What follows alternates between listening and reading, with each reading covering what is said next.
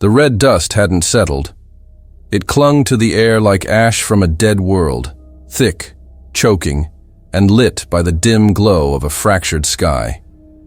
Where the eastern flank of Outpost Juno 9 once stood, now there were only jagged metal ribs and the charred remains of what used to be people. Sigma Squad, or what was left of it, scattered like discarded armor pieces on a godless terrain. The ground still trembled, not from aftershocks, but from the footsteps. A dozen at first, then more. Measured, synchronized, heavy, deliberate. The Baraka. They came in ranks, moving like predators that knew they'd already won. 8 feet tall, plated in blackened obsidian armor that shimmered where it wasn't scorched by plasma. Each step groaned under their mass. Their faces were hidden behind skull-like helmets, angular, inhuman, with a faint violet glow seeping from narrow slits in their visors. Thin lines of bioluminescence pulsed across their limbs, synchronized like circuitry woven into muscle. Their weapons were elegant in the way predators are elegant. Long rifles with quad-barreled emitters, sparking with energy, carried like symbols of unquestionable power. They didn't speak. They didn't need to. This was theirs now. Under a collapsed communications pylon, Kip Sanderson stirred. The only reason he was still breathing was because the debris had created a small cavity, just wide enough to protect him from the initial blast. Everything else had been burned, shattered, or erased. His HUD flickered erratically. Vital signs critical. Armor integrity 19%. One leg responding. The other, maybe.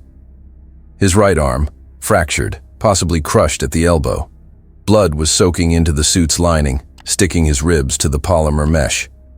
The helmet hissed as he drew in a shallow breath, dust catching in his throat. He coughed once. Pain erupted behind his eyes. A tone crackled through the communicator in his helmet. Immediate evacuation protocol breached. All units lost. Code red. You are carrying critical data. This is command. Cadet Sanderson, surrender. Repeat. Surrender immediately.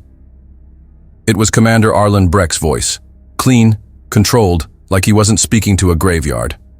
Surrender protocol activated. Disable all offensive systems. Await pickup. Kip blinked sweat from his eyes. The heads-up display flashed red with every word. Surrender. He didn't move. Couldn't. The sound of boots, Baraka boots, crushed gravel a dozen meters away. He clenched his jaw, holding his breath as the steps passed. They were methodical, scanning, hunting. This wasn't patrol movement. This was a sweep. Surrender. The voice again. Calm. So calm. He watched through a crack in the twisted wreckage as a Baraka engineer deployed a signal jammer atop the comms relay. Others were planting fusion pikes into the ground, tapping into human infrastructure. Then it clicked. They weren't fortifying. They were staging. The base wasn't just captured. It was bait. They're going to use the outpost to lure reinforcements, Kip realized. He could see the carriers moving overhead, massive black cruciforms with rows of drones unloading supplies, constructing false barricades, amplifying the distress beacon. That's why they wanted him alive. Not for interrogation, for the show. A captured cadet with sensitive data would bait any response fleet. It was classic asymmetric entrapment, a human weakness they could count on. He closed his eyes, gritted his teeth. Surrender. No, not like this. He groaned and shifted his weight, the movement sending daggers through his side. With his good hand, he reached up, fingers brushing the edge of the transmitter switch on his collar. He stared at the cracked interface. Then he clicked it off. Static vanished. Silence. No more commands. No more waiting to be a pawn in someone else's playbook. His breath came in gasps as he dug his fingers into the dirt, dragging himself free of the collapsed beam. Pain surged with each motion, but he moved anyway. Because he had one thing they didn't: memory. He spotted a chunk of melted panel half buried in the rubble and recognized the design, a maintenance hatch, long decommissioned. The Baraka wouldn't know it existed. Hell, most of his own officers had forgotten it. Not him. Not the cadet who spent 2 months fixing ducts and junction lines because his scores weren't good enough for command simulations.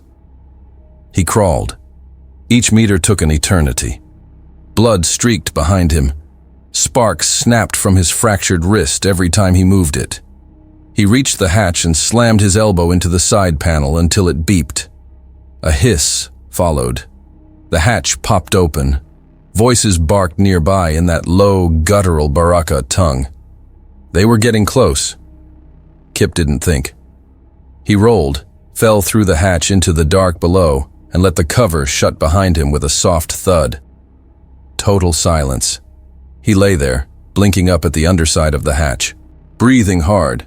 He was underground now, in the forgotten guts of Juno 9, a tangle of vents, forgotten service corridors, ancient power routing. He knew these tunnels. He'd mapped them during downtime, crawling through them while others trained for glory. He chuckled, dry and low. It hurt. His training was good for something after all. Above, the ground trembled again. He could feel it. Dozens, maybe hundreds of Baraka moving into position, setting up perimeters, triggering a trap that command wouldn't see until it was too late. If he did nothing, it would work. If he surrendered, he would watch them die. But here, in the dark, he had a chance. Just one. He shifted his body, biting down on his own sleeve to keep from screaming, and pushed himself deeper into the maintenance corridor. No backup, no plan, just knowledge, and will, and pain. He'd carry it all. The tunnel air was stale, metallic, old and dry as bone.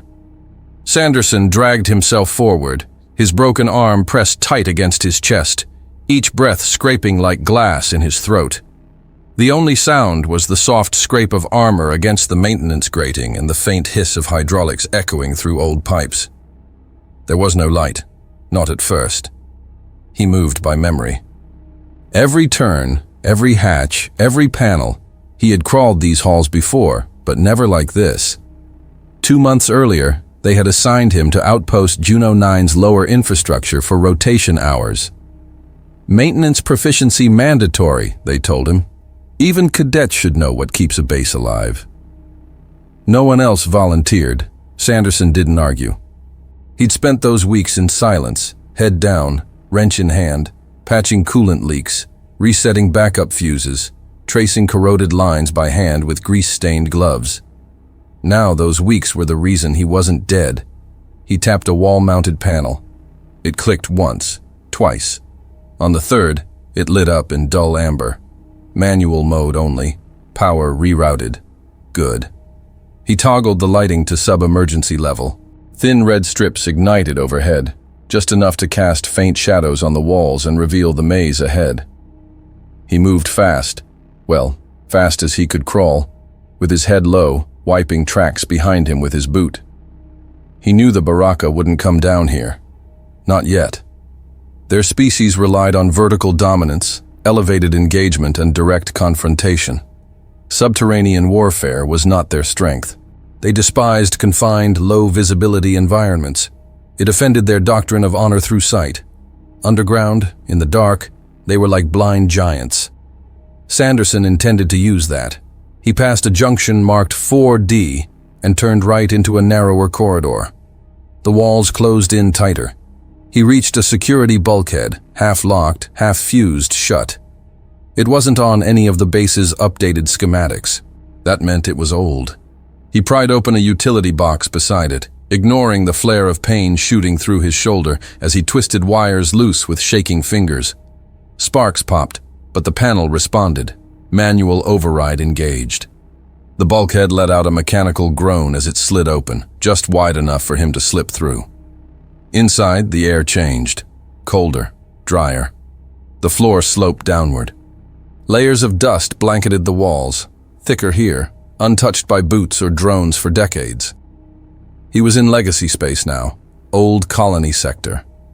The outpost had been built over an earlier settlement, long before the Federation fortified Juno 9 as a strategic listening post. He'd stumbled across whispers about this zone in archived schematics during his maintenance rotation. No active personnel had used it in years, but it was here, sealed away, waiting. He moved down the corridor and into a circular chamber lined with dormant consoles and rusted terminals. A faded placard hung above the entrance. Terraform Control, Phase 1. Systems. His pulse quickened. The consoles were scorched in places, some shattered. Others flickered dimly, trapped in boot loops or half-responding. He limped toward the central terminal and tapped at its interface. Status. Archive mode enabled access level. Restricted login. Override code required. He keyed in a generic technician override code. The system hesitated, then unlocked with a beep. Lines of old logs spilled across the screen. Sanderson read quickly, eyes scanning for anything usable. Cycle 17. Weather shift exceeded projections. Wind tunnel vectors spiked, caused 2 fatalities. Sealing sector. Cycle 24. Radiation from the core storm increased beyond shield capacity. Recommending climate abort. No reply. Cycle 29. 1 operator missing. Presumed lost during tremor sequence. Control unstable. Terraform system redlined. His lips parted slightly. The early settlers hadn't shut down these systems because they failed. They'd shut them down because they worked too well. Terraforming on Juno 9 had always been experimental. Its atmosphere thin, volatile, pressure cells prone to collapse. It was a science project built on risk. The colonists had tried to stabilize it. Instead, they had built a machine capable of creating hell. Sanderson exhaled and muttered under his breath. For the Baraka, this is a weapon. He pulled up schematics of the weather control arrays. Most were dark. Some still registered faint signatures, probably drawing passive energy from old auxiliary cells. He could reactivate them. Maybe, but not from here. Too much damage. Routing was fried. He would have to access the control relays manually at each distribution node. 4 in total. He opened his rucksack. Inside were what remained of his field tools. Tape, a sparker, a plasma knife with 23% charge, a map of the sector printed on synthetic parchment, waterproof and grease-resistant. He flattened it on the terminal and studied the layout. 2 nodes were within reach underground. 1 was at ground level. The last, above, a risk. A huge one. But the Baraka wouldn't expect internal sabotage. Not from a cadet. Not from him. He took the knife, ripped a piece of cable shielding from a nearby conduit, and fashioned a quick tourniquet around his broken arm to hold the joint stable. The pain made his vision blur, but the pressure helped him move. Above him, through the layers of steel and stone, he could feel the distant hum of machinery, the Baraka's operations unfolding. He didn't know how much time he had, but he wasn't planning to wait. Sanderson limped toward the northern tunnel, where Node 1's access hatch was marked in faded stencil. The war above raged on. He had one of his own to start. The first thing Kip Sanderson noticed when he emerged near Node 1 was the change in pressure. The corridor ahead rippled with a fine mist, not steam, not gas, but a rolling gray haze that slithered low along the floor like it had a mind of its own. He paused beneath the maintenance grating, staring through the mesh as faint wind howled through ventilation shafts above. That wind hadn't been there an hour ago, and it wasn't natural. The climate systems were waking up. He'd rerouted the node's backup relays just 30 minutes prior. Now, Juno 9's neglected weather control infrastructure was stirring, twitching like a beast called back from the grave. The temperature in the passage dropped sharply. Frost laced the edges of the pipes. Somewhere beyond the wall, a pressure seal groaned. Sanderson wiped a trembling hand across his visor. His HUD flickered from the cold. He was starving. His blood pressure was low. His suit was patched with field tape, and his body was running on stubbornness and adrenaline. But none of that mattered, because above him, a squad of Baraka was moving through the upper corridor, and they had no idea what was about to happen. He watched through a narrow grate. 5 of them, advancing in formation. Heavy footfalls. weapons at the ready. These were infantry, low caste, bred for conquest and survival. Their armor was scorched in places from prior battles, patched with bone-carved insignias of past kills. Their sergeant, marked by a red vertical stripe down his helmet and dual shoulder-mounted sensors, stopped as he examined the mist ahead. They exchanged low, guttural clicks in Baraka-an. The dialect was sharp and percussive, like rocks grinding underwater. Their scanners were already picking up anomalies, but nothing consistent. That was the point. The fog was interfering with their heat signatures. The wind skewed their motion tracking. And the air pressure? Rising too fast for their calibration systems to adjust. Exactly what Sanderson needed. He slithered back through the crawlspace and descended a service ladder. He'd already mapped this section, marked a weak joint in the support wall where an old gravity line had warped the flooring above. Beneath it, he'd stacked 2 explosive gel packs scavenged from a collapsed armory rack, each wired to an impact trigger fused from his own helmet lamp battery. He checked the setup. Green. Then, crouching behind a collapsed terminal bank, he waited. The footsteps above grew louder, boots scraping metal, the faint vibration of armor servos. Then, a shift in weight, creaking, groaning. Boom. The floor gave out. 3 of the Baraka dropped through in a cloud of debris, crashing into the dark sublevel in a heap of fractured steel and confused shouts. Before they could orient themselves, Sanderson jammed a second wire into a battery rig, activating a proximity shock field stolen from a collapsed drone charger. Electricity rippled across the floor in an instant. The Baraka convulsed, their exosuits crackling with uncontrolled surges. One screamed, a harsh, rasping sound unlike anything human. Not pain, not rage. Fear. Sanderson ducked lower, watching through a narrow slit of cover. The light from the discharge lit their armor in ghostly pulses. One of the soldiers tried to stand. He slipped on the mist-slick floor and fell onto a jagged pipe, impaled through his side. The 2 above shouted in panic, "Form up! Enemy contact!" Their dialect was warbled by interference, but Sanderson caught the tone. It wasn't fury. It was confusion, hesitation. He pulled away from the view and leaned against the wall, breathing through clenched teeth. He was shaking, not from fear, from exhaustion. His fingers cramped, his vision blurred. He hadn't eaten in a day and a half. The ache in his broken arm was growing numb now, which was worse than the pain. But through all of it, he felt something else rising. A shift. They didn't see him. Didn't know where he was. What he was. The Baraka doctrine of combat demanded visual superiority, lines of sight, displays of dominance, overwhelming presence. They relied on power projection. Sanderson didn't need any of that. He just needed shadows, timing, and a little creative wiring. They thought they were hunting prey. He smiled grimly. They weren't. He moved quickly now, knowing they'd regroup and search the sub-level. He returned to a service closet and pulled out more wreckage.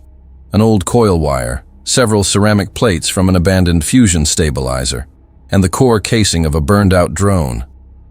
In his hands, they became components for a trip mine. A primitive one, but lethal enough. He dragged himself to the next corridor intersection and rigged the mine with a decoy heat signature. Scrap metal heated via chemical reaction to mimic a human-sized target. Then he retreated back into the ducts and waited. It took less than 5 minutes. The Baraka sergeant, now leading a smaller, tighter group of reinforcements, stormed down the corridor, sensors sweeping. The lead soldier stepped into the mine's kill box. The explosion was sharp and directional. The shrapnel tore through the first 2. The third was knocked back, his visor cracked. He fired wildly into the dark, hitting nothing. The sergeant shouted orders, trying to regroup. Too late. From his hidden vantage, Sanderson watched the survivors pull back. One of them, bleeding, limping, turned his head just enough for Sanderson to see it. The look wasn't defiant, it was uncertain. And in that flicker of hesitation, Kip saw something that rewired the battlefield in his mind. They weren't invincible. They weren't gods, not even close. They were organized, armed, and vicious. But they bled. They panicked. And if pushed hard enough, if cornered with enough chaos and deception, they broke.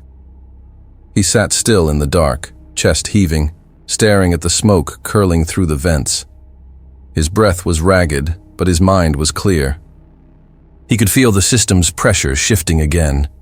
Winds forming outside the structure, barometric flux climbing. All effects from the terraforming network waking up, driven by his earlier relay activations.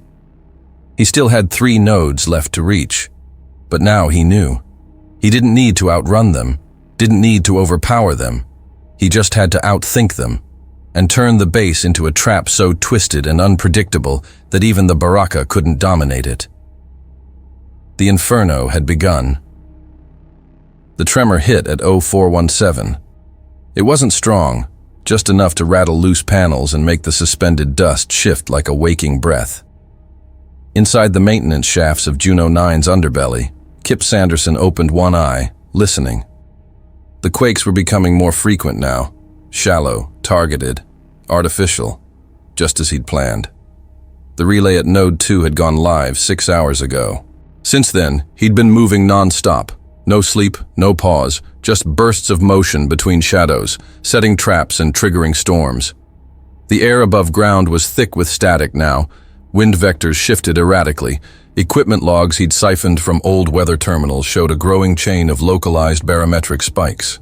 He wiped dried blood from the corner of his mouth, grabbed his makeshift toolkit, and crawled out from the narrow service hatch into a forgotten access hall. Phase 3 had begun. He was no longer hiding. He was hunting. The first mine went live near the southern causeway, a 3-tier choke point used by the Baraka to transfer supplies between their forward barracks and the captured command spire. Sanderson had wedged an explosive core scavenged from a burnt-out grav thruster beneath the central flooring brace, linked to an IR sensor cobbled from a personal locator beacon. As 2 Baraka transporters marched through with ammo crates, the floor erupted in a concussive flash. The lead walker, a massive brute with reinforced knee plating and a shoulder-mounted relay node, was blown sideways into the support column. His armor split open on impact, and his body didn't move after that. The second stumbled backward, weapons raised, calling for backup. But there was no response, because Sanderson had already cut the signal relay 2 corridors back, rerouting their short-range comms through a feedback loop that fed their own location beacons into corrupted terrain maps. They weren't just blind, they were deaf and misdirected. He slipped through the ruins above them, ducked behind a rusted conduit, and kept moving. He had work to do. Outside the barracks perimeter, another tremor rolled through, this one stronger, the kind that cracked foundations. Sanderson had activated a second terraform node 2 hours earlier, manually overriding decades-old lockdowns to increase tectonic pressure beneath the western ridge. The result, microquakes with precision vectoring. Enough to destabilize entry routes and collapse walkways. Inside his helmet, Sanderson tracked a group of Baraka attempting to reposition toward the central reactor hub. Their path led them through a maintenance atrium he had wired with chemical trip charges. They didn't make it halfway. 3 explosions went off in quick succession. Boom, boom, snap, and the last thing their comms recorded was static. He watched it all from a nearby shaft, eating a ration bar he'd found in an emergency locker. It was stale. Didn't matter. He was alive. They weren't. In less than 12 hours, the base had transformed from a fortified outpost into a shifting death maze. Storms swept across the outer defenses. Winds corrosive enough to strip unshielded metal lashed at exposed towers. Navigation was useless. The Baraka couldn't advance without stumbling into traps or losing cohesion. And still, they didn't know who was doing it. They blamed malfunctioning systems, faulty programming, residual defense AI.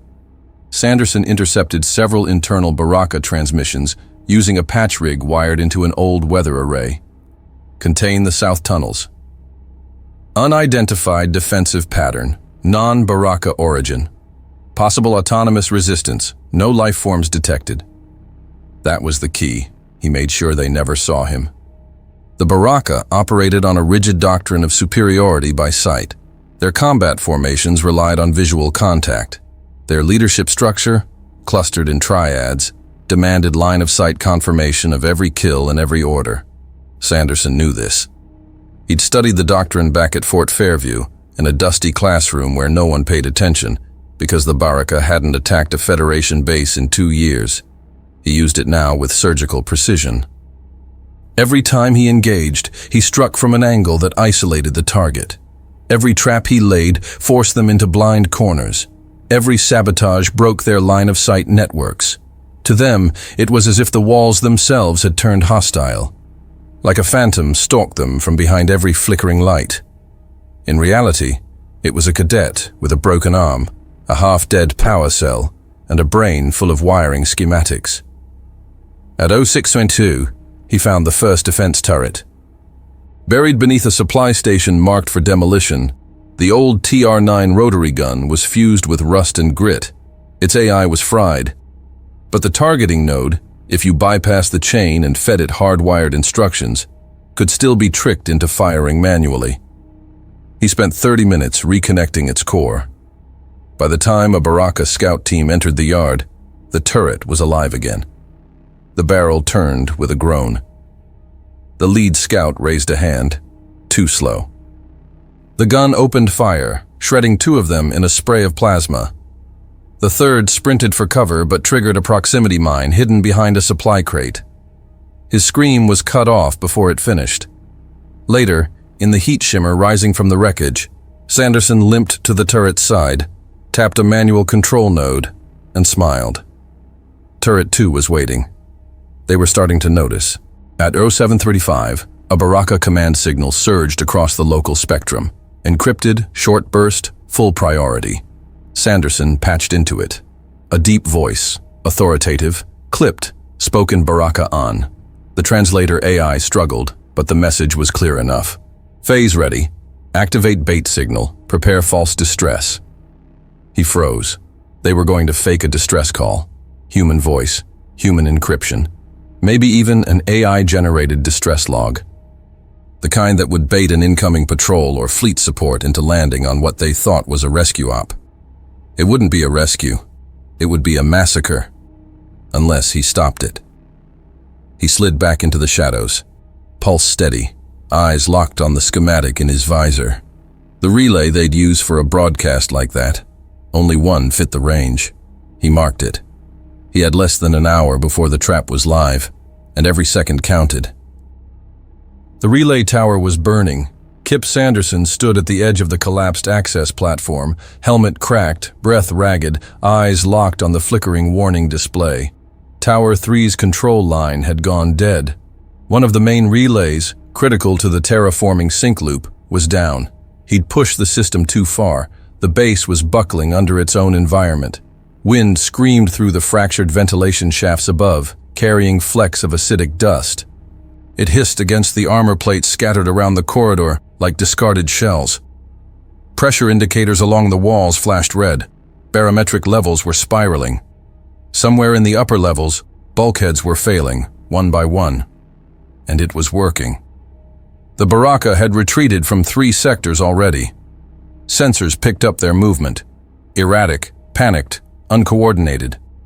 Their comm traffic, once cold and calculated, now bristled with urgency. They weren't holding ground anymore. They were reacting, but the system was slipping from him, too. Tower 3 controlled the northern venting array. Without it, radiation buildup from the atmosphere processors would cook the interior zones. He hadn't meant to push it that far, not yet. But it was done, and now he had to go in. He tightened the tourniquet on his shattered arm, adjusted the seal around his neck, and dropped through a shattered lift shaft into the unstable northern wing. Heat slapped him like a wall. The floor buckled beneath his boots with every step. Metal groaned, curled from thermal expansion. Sparks arced from shattered conduits. Somewhere ahead, a coolant pipe hissed and burst, showering the corridor in superheated mist. His visor dimmed against the sudden flare. He pressed on. The relay was embedded deep in the junction core, a manual override panel wedged inside a maintenance cradle that hadn't been used since the first terraforming cycle of Juno 9. No one had touched it in 20 years. The panel was half melted. The interface was unreadable. Sanderson dropped to one knee, used the plasma cutter to carve through the scorched access plate. Heat waves rolled off the metal. His suit's thermal layer screamed warnings. He didn't care. He reached inside, fingers numb, and connected the two exposed coils manually. Power surged. The relay clicked. A low whine vibrated through the floor. Seconds later, a new pattern appeared in the terraforming loop. A shift in atmospheric pressure, directional wind flow corrected. Venting resumed. The heat began to bleed out of the corridor. He collapsed against the wall, panting, coughing, every joint screaming in protest. Behind him, the automated turrets he'd brought online rotated back into alignment. Movement. A squad of Baraka rounded the corner, 5 warriors in full assault configuration. Their armor shimmered from the heat, eyes glowing faintly behind reinforced visors. The lead bore a twin-bladed gauntlet and wore the red-marked insignia of a unit sergeant, probably Corps Vathric, if the intel from Sigma held. They advanced cautiously, weapons leveled. The moment they crossed the threshold into the relay chamber, the ceiling-mounted turret lit them up. It was an old Makiwait, a relic from the first occupation, but Sanderson had rewired the targeting array to ignore IFF signatures. It didn't distinguish friend from foe, it only saw motion. The first Baraka dropped before he registered the shot. The second turned too late and took a plasma bolt to the chest. The third tried to leap for cover, right into a proximity mine. The blast threw the others back in a cloud of blood and smoke. Through the haze, one Baraka clawed at the floor, half his faceplate slagged off. He looked up and locked eyes with Sanderson. It wasn't hate in that look. It was terror. The kind bred from confusion, from being hunted in a place you thought you owned. The kind that shattered the illusion of superiority. In Baraka culture, that kind of fear was worse than death. It meant failure. It meant disgrace. He watched the warrior try to crawl away before another turret bolt ended it. Sanderson pulled himself up, barely able to stay standing. His HUD was fried, lines of static crawling across the screen. His lungs burned with every breath. His fingers were bleeding through the glove. The last shot from the turret had seared the edge of his suit, his left hip now stung with a deep burn. But the tower was back online. He moved through the corridor like a ghost, dragging one foot, leaning on the wall. Every few meters, he stopped to rest, but he never stopped moving. He passed the defense grid interface and set it to auto-fire, targeting any life form without a registered biosignature. The base was now alive in the worst way. It wasn't just heat and chaos anymore. Now there were tremors timed to collapse escape routes, pressure surges that crushed corridors, random gusts of wind strong enough to knock grown men off balance, radiation pockets that fried unshielded scanners, and the Baraka, those who hadn't been vaporized or buried, were starting to show it. He tapped into a surviving camera feed from the control deck. It showed a Baraka squad trapped in a corridor with both exits collapsed. One of them was pounding on the wall, shouting. Another had dropped his weapon. The third was just standing there, unmoving. They weren't shouting orders. They were arguing. He switched feeds. Another group was dragging a wounded soldier, legs burned to the bone. The one dragging him paused, looked back at the camera, and for the briefest moment, hesitated, then dropped the wounded and ran. Sanderson let out a broken laugh. Then, the world tilted. His knees buckled. The hallway twisted around him. The lights dimmed, or maybe that was his vision. His thoughts slurred. The pain in his leg became distant, abstract. Even the heat dulled. He slid to the floor, barely catching himself. For a moment he saw something that wasn't there. Snow maybe, or dust, falling in slow motion. Maybe voices. He couldn't tell. He slapped himself across the helmet. Twice. Hard. The fog cleared just enough. Not now. He still had 2 towers to stabilize. He crawled to the next junction node, reached for the access panel, and forced his fingers to move. Outside, above ground, the skies over Juno 9 churned with unnatural storms. Lightning cracked sideways across the horizon. Dust cyclones reached 50 meters high. Radiation readings pulsed across orbit. Far off in space, aboard the UFS Brawler, Commander Arnold Bourne frowned at the sensor display. "Sir," said Lieutenant Yarrow, pointing to the environmental feed, "those aren't natural patterns." Arnold narrowed his eyes. "No, they're not." He leaned over the console, watching the barometric shifts. "Bring us closer. Someone's still fighting down there." Back on the surface, Sanderson didn't hear them. He was already pushing himself toward the next relay. The missile streaked through the blackened sky like a spear of blue flame, trailing a shockwave that cracked open the upper atmosphere above Juno 9. A human recon ship, Vigilant 17, spiraled out of its dive, vapor trails curling behind it as the pilot yanked hard on the controls. The Baraka anti-air defense system, one of the few subsystems Sanderson hadn't reached yet, had fired without warning. A fraction slower, and the bird would have been gone. Inside Vigilant 17, Lieutenant Hale gritted his teeth as alarm screamed in his ears. "Jesus! That came from inside the base perimeter." "We're being locked again," shouted Crewman Fisk from the sensor chair. "Brake left. Dump countermeasures. Go manual." Outside, Juno 9's storm wall churned. Lightning rippled sideways across the sky in erratic pulses. The lower cloud shelf flashed green, then red, as pressure cells collided in unnatural sequence. Hale didn't need a weather officer to tell him what he already knew. This wasn't just planetary instability. This was intentional. In low orbit, aboard the UFS Brawler, Commander Arnold Bourne watched the sensor readouts shift faster than the AI could keep up. On one screen, atmospheric disruption data showing repeating weather bursts in a rhythmic pattern, too structured for random climate drift. On another, heat signature spikes following calculated intervals. Bourne turned toward his second-in-command, Lieutenant Commander Keller, and spoke without looking away from the screen. "Pull historical engagements. Look for pattern overlays. Tactical consistency." Keller worked fast. A minute later he spoke. "We've got repeat markers, sir. Not from Baraka formations. This isn't their doctrine. It's positional warfare, traps, terrain manipulation, line of sight breakdowns."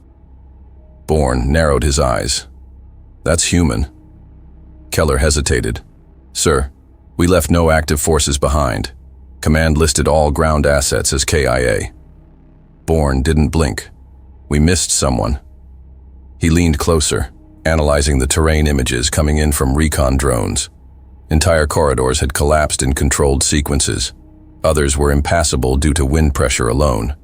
The base was turning against its occupants. "Get me a tight beam to the surface. Frequency sweep. Highest encryption." A junior officer nodded. "Aye, Commander. Broadcasting now." Down below, in the heart of the storm, Sanderson was crawling again. The last relay had to be stabilized manually. Its connection to the venting system had overloaded, causing thermal feedback that melted the access path. His gloves were half-burned, fingers blistered. He could barely feel them, but the system was stabilizing. The last tremor he triggered had collapsed the southeast corridor completely, and the one before that had torn open the forward barracks, splitting it down the middle. The Baraka had started to cluster now, their squad leaders pulling back into their own fallback points. It was a mistake. They didn't know it yet, but Sanderson did. He checked the feed from a remaining security cam buried in the west compound. A unit of Baraka engineers, smaller than the frontline warriors, four-limbed and cloaked in thin sensory robes, were preparing to emit a high-frequency distress signal, his signal. They had reconstructed a human voice using stolen comm fragments, matching Federation encryption formats. The playback was chilling. "This is Sergeant Bryce, requesting immediate evac, under fire, repeat under fire, hostiles, overwhelming." He cut the feed, too late. He'd already blocked the transmission node. Instead, A message appeared in his helmet's HUD. Signal detected. Origin, UFS Brawler, encrypted. He blinked. Couldn't believe it at first. Then the voice came through. "If anyone is alive down there, continue, we're coming." It hit like a shock to the spine. A warmth buried under exhaustion. He hadn't heard a human voice that wasn't his own in days. His face cracked into a grin. It hurt. But he smiled anyway. Still breathing hard, still bleeding, still crawling. But now he knew. He wasn't alone. And he wasn't done. He turned toward the last series of thermal valves and began the sequence to redirect excess heat pressure toward the old vehicle hangars, precisely where Baraka Command had dug in earlier that cycle. The system hissed as he forced valves open. Pressure climbed, vents screamed. Topside, chaos erupted. The Baraka, now realizing the pattern, began shouting in their sharp native tongue. Commanders argued. Their once impeccable formations fractured. A few soldiers tried to flee into the southern trench lines, only to find the exits blocked, welded shut or buried under collapsed debris. More shouted. Some broke formation and dug. Sanderson watched them through a hacked drone feed, digging into the dirt, clawing at their own hastily constructed defenses. They didn't know he'd rerouted drainage sublayers to erode the trench foundations. They were digging into their own tombs. He activated turret control and ran a precision firing sweep across the last open corridor. Several fleeing soldiers dropped instantly. The rest scattered. The Baraka were cornered. He wasn't just resisting anymore. He was closing the trap. Inside his helmet, his lips moved again. Voice hoarse, half gone. Push them in. Seal the box. Another pressure release. Another artificial quake. The main supply depot collapsed on its own foundation, just as a squad of retreating Baraka reached the front. They never got inside. Another message pinged his HUD. Orbiting fleet confirming hostile destabilization. Atmospheric signature consistent with Federation tactical models. They'd seen him. They knew. Sanderson leaned against a wall, every muscle quivering, mouth dry, eyes raw. But he was in control. He glanced up through a shattered ceiling vent. The sky was a swirl of rust and lightning, unnatural, violent, and beautiful. And for the first time since this began, he allowed himself a single breath of victory. One more push, then it would all be over. The sky cracked open with green lightning as the final Baraka offensive began.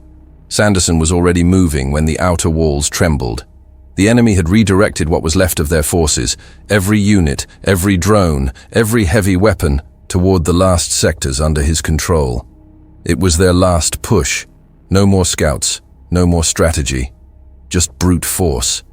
He limped through the auxiliary corridor, dragging a half-assembled conduit behind him, trailing wires. Sweat and blood soaked the inside of his suit. Every step felt like grinding bone against rusted steel. But he moved, because if he didn't, this would all collapse. Above, Baraka detonated breach charges against the eastern wall. They came through like beasts unchained, howling through their comms, shoulder cannons firing wild. Their armor was pitted, cracked from the corrosive storms. Many had abandoned their helmets. Their faces, if they could be called that, were sharp, reptilian, twisted by pain and fury. Twin ridges ran down the center of their skulls, and their eyes burned in shades of violet and blue. Sanderson activated the trap remotely. The corridor they entered had been wired for failure. He'd fused 3 floors of infrastructure, stacked with pressure-sealed piping, into a cascading collapse. As soon as the last Baraka heavy crossed the threshold, he triggered it. The ceiling came down in waves, crushing plates, broken girders, an avalanche of synthetic rubble. Screams echoed through the comms until the feed went silent. He didn't stop to listen. Instead, he rerouted power to Sector 5's quake plates, primitive terraforming tech meant for seismic conditioning. He spiked them all. Beneath the feet of the second Baraka wave, the ground fractured. The tunnels gave out. Dozens fell into the dark, some alive, others caught mid-charge. One heavy unit tried to leap the gap, missed, and slammed into a wall with a sickening crunch. Sanderson dropped to one knee behind a collapsed beam, coughing blood into his helmet. His chest felt like it was wrapped in barbed wire. The heads-up display in his visor flickered again. His oxygen scrubbers were failing. He bit down and kept going. From the command node near the old reactor core, he could see the storm overtaking the base. Acidic rain, generated by a forced chemical reaction in the upper atmosphere, lashed against the outer plates. Some Baraka, without sealed suits, screamed as the rain melted their armor. Others tried to dig. Literally dig. Desperate to get beneath the surface. Some clawed at the soil. Others used broken weapon frames as tools. But Sanderson had already rerouted the drainage systems, collapsed the support columns, and buried any chance of escape. One group, cornered and mad with fear, turned on their commander, a Baraka veteran named Koth Talrin, easily recognizable by the triple scars running down his left pauldron. Sanderson saw it happen through a cracked observation panel. Talrin shouted something in their guttural tongue, an order, maybe a threat. His second hesitated, then shot him in the back. The others didn't stop him. The body fell into the mud and was left there, unburied.